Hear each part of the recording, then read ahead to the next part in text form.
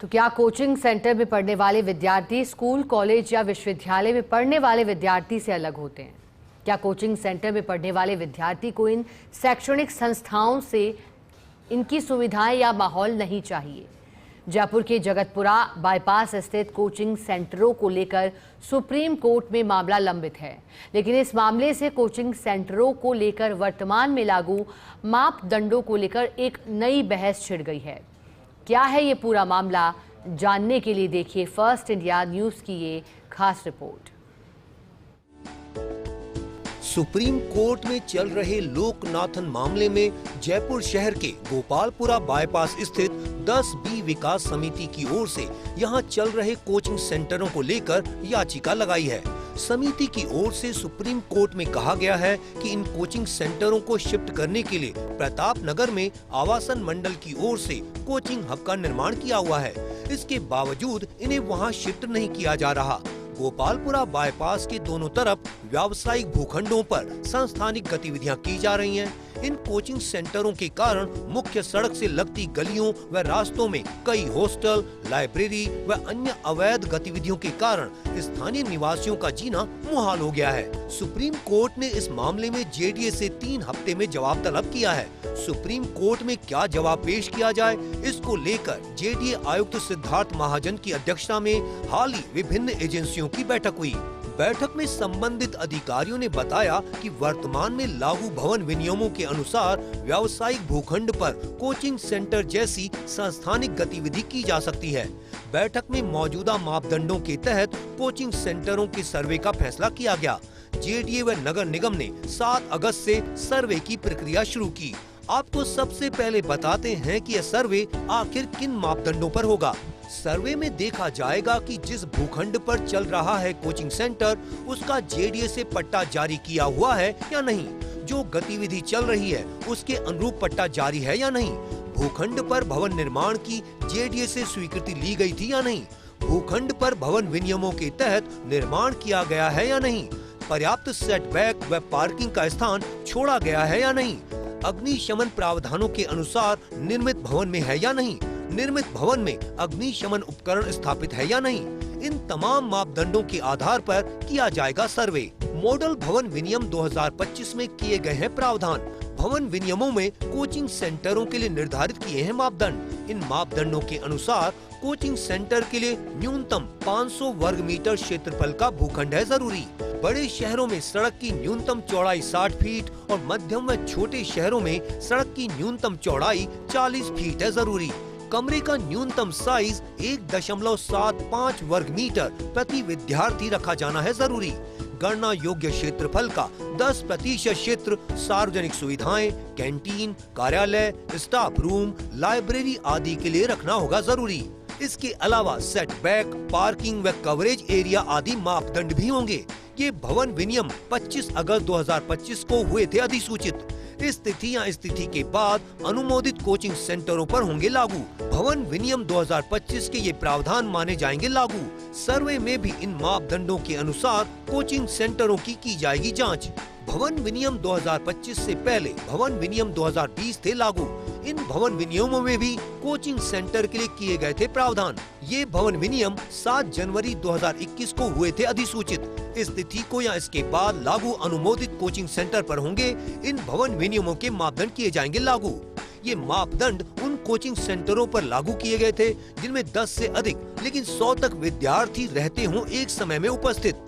इन मापदंडों के अनुसार कोचिंग सेंटर के लिए न्यूनतम 300 वर्ग मीटर का भूखंड था जरूरी। बड़े शहरों के लिए न्यूनतम सड़क की चौड़ाई 18 मीटर रखी गई थी जरूरी। एक पारी के विद्यार्थियों की संख्या के आधार पर किया गया था जरूरी। प्रत्येक विद्यार्थी न्यूनतम 4 वर्ग मीटर गणना योग्य क्षेत्रफल होना था जरूरी। विशेषज्ञों का कहना है कि यह पूरा मामला महज व्यावसायिक भूखंड पर संस्थानिक गतिविधि का नहीं, बल्कि सड़क के दोनों तरफ बसे लाखों लोगों के अमन चैन और कोचिंग सेंटर में पढ़ रहे विद्यार्थियों को सुख सुविधा युक्त अच्छा माहौल उपलब्ध कराने का है। इसके लिए जरूरी है कि कोचिंग सेंटर के संचालन के मौजूदा मापदंडों में व्यापक बदलाव किया जाए।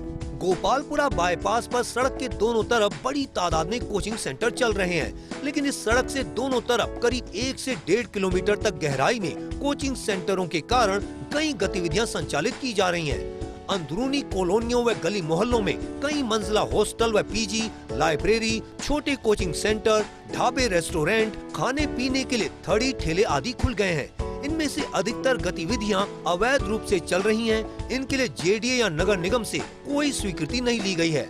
स्थानीय लोगों का कहना है कि बड़ी तादाद में चल रही इन गतिविधियों के कारण इन कॉलोनियों व गली मोहल्लों में सुबह से लेकर देर रात तक कोलाहल का माहौल रहता है। लोगों का यह भी आरोप है कि इनके चलते इन आवासीय इलाकों में बाहरी लोगों व समाज कंटकों की दिन भर आवाजाही रहती है। इन सब के अलावा विशेषज्ञों का कहना है कि इन कोचिंग सेंटर में पढ़ने वाला विद्यार्थी स्कूल, कॉलेज या विश्वविद्यालय में पढ़ने वाले विद्यार्थी से अलग नहीं है। जो सुविधाएं और अच्छा माहौल इन शैक्षणिक संस्थान के विद्यार्थियों को चाहिए, वही कोचिंग सेंटर में पढ़ने वाले विद्यार्थी को चाहिए।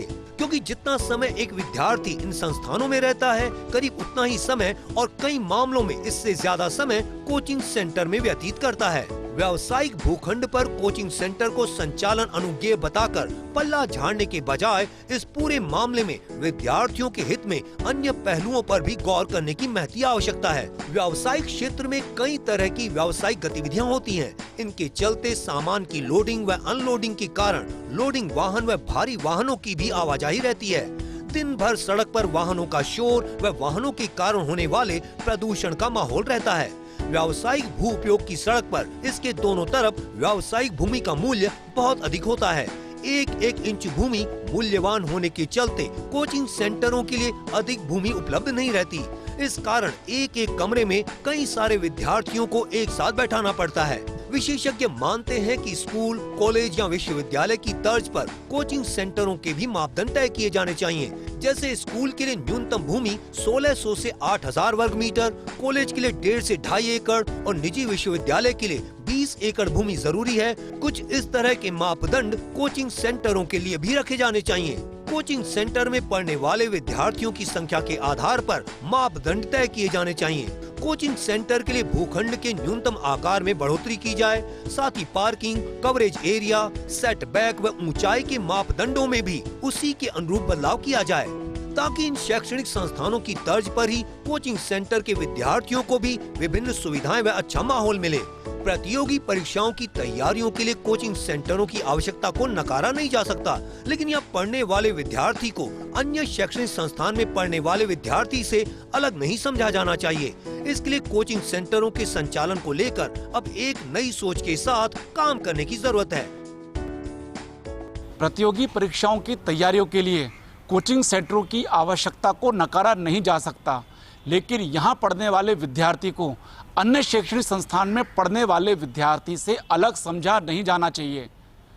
कोचिंग सेंटर के संचालन को लेकर अब एक नई सोच के साथ काम करने की जरूरत है।